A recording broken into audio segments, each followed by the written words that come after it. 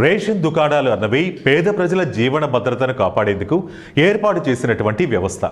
సమాజంలో ఆకలి, పేదరికం తగ్గించడమే ఈ వ్యవస్థ ప్రధాన లక్ష్యం. పేద ప్రజలకు తక్కువ ధరలకు బియ్యం, గోధుమలు, పంచదార వంటి నిత్యావసర వస్తువులను తక్కువ ధరలకు సబ్సిడీ ద్వారా అందించి పేదల ఆకలి తీర్చడం ఈ వ్యవస్థ ముఖ్య ఉద్దేశం. ఎన్నో ఏళ్లుగా ప్రజలకు రేషన్ దుకాణాల ద్వారా అందించే సరుకులను గత వైసీపీ సర్కార్ డోర్ డెలివరీ అంటూ ప్రజల వద్దకు చేర్చే కార్యక్రమం చేపట్టింది. కానీ ప్రభుత్వం మారాక ఆ వ్యవస్థకు మంగళం పాడి తిరిగి పాత విధానాన్ని మళ్లీ అమల్లోకి తీసుకొచ్చింది కూటమి ప్రభుత్వం. కానీ ఈ విధానాల్లో కూడా అనేక ప్రాంతాల్లో రేషన్ దుకాణాలు అక్రమాలకు అడ్డాగా మారుతున్నాయి. అర్హులైన కార్డుదారులకు పూర్తి స్థాయిలో సరుకులు ఇవ్వకపోవడం, నో స్టాక్ పేరుతో లబ్ధిదారులకు ఇవ్వాల్సిన సరుకులను ఇవ్వకుండా ఆటదారులు మళ్లించి సొమ్ము చేసుకోవడం వంటివి జరుగుతూనే ఉన్నాయి అనే విమర్శలు వస్తున్నాయి. అంతేకాక అధికారులను మేనేజ్ చేసి అనర్హులని అర్హులుగా చూపుతున్నటువంటి సంఘటనలు వెలుగు చూస్తున్నా పట్టించుకోవాల్సిన అధికారులు నిర్లక్ష్యంగా మామూళ్లకు అలవాటు పడి వదిలేస్తున్న ఘటనలు ఎన్నో జరుగుతున్నాయి అన్న విమర్శలు కూడా ప్రజల నుంచి వెల్లువెత్తుతున్నాయి. వీటన్నిటిపై ప్రజల నుండి వస్తున్న అభిప్రాయాలు, విమర్శలపై మా 1TV గ్రౌండ్ రిపోర్ట్ మీకోసం. ప్రస్తుతం మనం నిర్మల్ నగర్లో ఉన్నాం. కర్నూలు జిల్లాకు సంబంధించి నిర్మల్ నగర్లో ఉన్నాము. 34వ వార్డుకు సంబంధించి రేషన్ దుకాణం ముందు ఉన్నాం. రమణారెడ్డి రేషన్ దుకాణం ఇది. మరి ఇక్కడ ఉన్న పరిస్థితి ఏ విధంగా ఉంది? ఇక్కడ ప్రజలు తండోపతండాలుగా వచ్చారు ఇక్కడ రేషన్ తీసుకోవడానికి. ఈ కాలనీకి సంబంధించి, ఈ వార్డుకు సంబంధించి రేషన్ తీసుకోవడానికి ఇక్కడికి వచ్చారు. ఇక్కడ రేషన్ పరిస్థితి ఏ విధంగా ఉంది? రేషన్ పంచే విధానంలో ఏ టైం నుంచి ఏ టైం వరకు రేషన్ అందుతుంది? తర్వాత మరి దీనికి సంబంధించి మొత్తం రేషన్ సరుకులు అయితే ప్రతి ఒక్కరికి అందుబాటులో వచ్చాయా? వచ్చినా కరెక్ట్ టైంకి వస్తున్నాయా? తర్వాత 65 సంవత్సరాలు దాటిన వృద్ధులకు వాళ్ళ ఇంటి దగ్గరికే వెళ్ళి రేషన్ సప్లై చేసే అవకాశం ప్రతి ఒక్క రేషన్ షాపు నుంచి వెళ్ళే అవకాశం ఉందా లేదా? వీటన్నిటి గురించి మనం చర్చించుకునే ప్రయత్నం చేస్తున్నాం. మరి వీరి మాటలను మనం తెలుసుకునే ప్రయత్నం చేద్దాం. అమ్మ చెప్పండి, ఇక్కడ రేషన్కు సంబంధించి మీకు ఏ తారీఖు నుంచి ఏ తారీఖు వరకు మీకు అందుబాటులో ఉంటుంది? పొద్దున 7 గంటల నుంచి 1 గంట వరకు ఇస్తారండి. ఫోన్ చేసి అయినా పిలుస్తారు, ఇబ్బంది ఏం లేదు. సాయంత్రం 4 గంటల నుంచి 8 గంటల వరకు ఇస్తారు. మేము ఒకవేళ రాలేదనుకో ఫోన్ చేసి పిలుస్తారు రమణారెడ్డి గారు. ఇది అంటే ప్రతి నెల ఇదే ప్రాసెస్లో ఉందా? ప్రతి నెల. ఏ సరుకులు ఇక్కడ రేషన్ షాప్లో నుంచి మీకు అందుబాటులో ఉన్నాయి? గోధుమ పిండి, చక్కెర. చూడండి, గోధుమ పిండి, చక్కెర. గోధుమ పిండి ఇప్పుడు వచ్చిందండి. బియ్యము, జొన్నలు, చక్కెర ఇస్తారు. సో ఏ రేట్లో ఉన్నాయి ఇప్పుడు చక్కెర సంబంధించి? మీరు ఎంత పే చేస్తున్నారు రేషన్ షాప్కి సబ్సిడీ బోంగా? నేను 17 ఇస్తాము. ఇంకా జొన్నలు ఫ్రీనే, ఇంకా బియ్యం ఫ్రీ ఇస్తాడు. మాకైతే ఇబ్బంది అయితే లేదు, ఇస్తూనే ఉన్నాడు. అన్న ఎవరు లేరు అని రాండమ్మా అని ఫోన్ కానీ చేస్తాడు. మేము ఒక్కరమేనండి, మా ఒక్కరిదే కార్డు. బియ్యం 5 కేజీలు ఇస్తారు. బియ్యం తీసుకోలేదనుకో జొన్నలు 3 కేజీలు ఇస్తారు, బియ్యం 2 కేజీలు ఇస్తారు. ఇబ్బంది అయితే ఏం లేదండి. ఇది మాది. నాకు 63 సంవత్సరాలు. నెల సక్రమంగా టైం ప్రకారం ఇస్తున్నారు. ఎటువంటి ఇబ్బంది అయితే లేదు. మీరు చెప్పండి. పర్వాలేదు సార్, అన్ని టైమింగ్స్ ప్రకారం ఇస్తున్నారు సార్. మనకేం అభ్యంతరం ఏం లేదు. మీ పరిస్థితి ఏంటి? 1వ తారీఖు నుంచి మనకు 15 రోజుల టైంకి అయితే మనకు సరుకు ఇస్తున్నాడు. మనకు బియ్యం కానీ జొన్నలు కానీ ఏది వస్తే అది మాత్రం ఫోన్ చేసి పిలిపించి ఇస్తాడు. మనకి ఇబ్బంది అయితే ఎప్పుడేం పెట్టలేదు. మనకి ఏరే కార్డు మాది బిల్డింగ్లో ఉంటే కూడా మాకు ఇక్కడ వచ్చి ఫోన్ చేస్తాడు. మాకు వచ్చి తీసుకుపో భాష పోయి అంటాడు, పోయి వచ్చి తీసుకుపోతాం. Okay okay, thank you. Okay, ఇది నిర్మల్ నగర్లో ఉన్నటువంటి రమణారెడ్డి గారి రేషన్ దుకాణంకి సంబంధించినటువంటి డీటెయిల్స్ ఈ విధంగా ఉన్నాయి.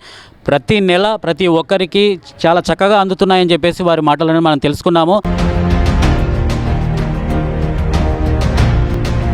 పేదలకు అందాల్సినటువంటి బియ్యం దళారుల చేతికి వెళ్లిపోవడం, దళారులు పీడీఎస్ బియ్యాన్ని పాలిష్ చేసి అధిక ధరలకు బహిరంగ మార్కెట్లలో విక్రయించడం, అరికట్టాల్సిన సివిల్ సప్లై అధికారులు పట్టించుకోక అలసత్వం వహించడం, వీటి ద్వారా ఈ దందా 3 పువ్వులు 6 కాయలుగా సాగుతోంది. అప్పుడప్పుడు కొన్ని చోట్ల పట్టుబడినప్పటికీ అధికార బలంతో పైరవీరు చేసుకుని వదిలేస్తున్నారని ప్రజలు చర్చించుకుంటున్నారు. ఇక కొంతమంది డీలర్లైతే బియ్యానికి బదులుగా దాదాపు కేజీకి 10 రూపాయల చొప్పున లబ్ధిదారుల నుంచి కొనుగోలు చేసి తిరిగి బహిరంగ మార్కెట్లో అధిక ధరలకు విక్రయించి సొమ్ము చేసుకుంటున్నారని విమర్శలు కోకొల్లలుగా ఉన్నాయి.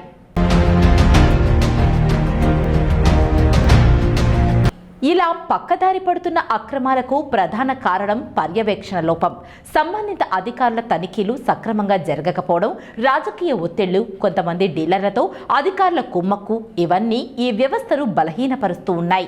అలాగే ప్రజల్లో అవగాహన లేకపోవడం కూడా ఈ అక్రమాలకు తోడ్పడుతోంది. కొంతమంది అర్హులు రేషన్ దుకాణాల మోసాలపై, నిర్లక్ష్యంపై డీలర్లను లబ్ధిదారులు నిలదీస్తే తిరిగి డీలర్లు వారిపై దౌర్జన్యాలకు దిగడం, దుర్భాషలాడటం వంటి ఘటనలు ఎన్నో జరుగుతూ ఉన్నాయి.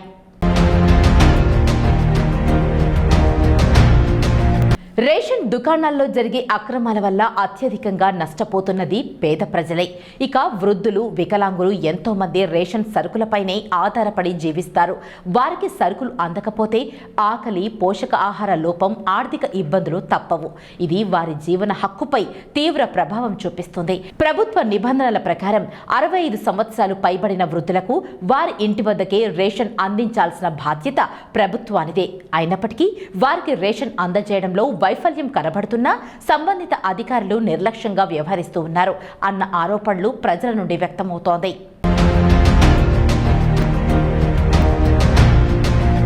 ఇలాంటి అర్హులైన లబ్ధిదారులకు సకాలంలో అందజేయాల్సిన బాధ్యత ప్రభుత్వంపై ఉంది. కానీ అది ఎంతవరకు వారికి అందుతున్నది అన్నది వారిని అడిగితే తమకు ఇంటి వద్దకు వచ్చి సరుకులు అందజేయాల్సినటువంటి ప్రభుత్వం తమను నిర్లక్ష్యం చేస్తోందని, మాలాంటి వృద్ధులు, వికలాంగులు రేషన్ దుకాణాల వద్ద గంటల తరబడి నిలబడి రేషన్ తెచ్చుకోవాలంటే ఇబ్బందిగా మారుతోందంటూ తమ ఆవేదనను వ్యక్తం చేస్తూ ఉన్నారు.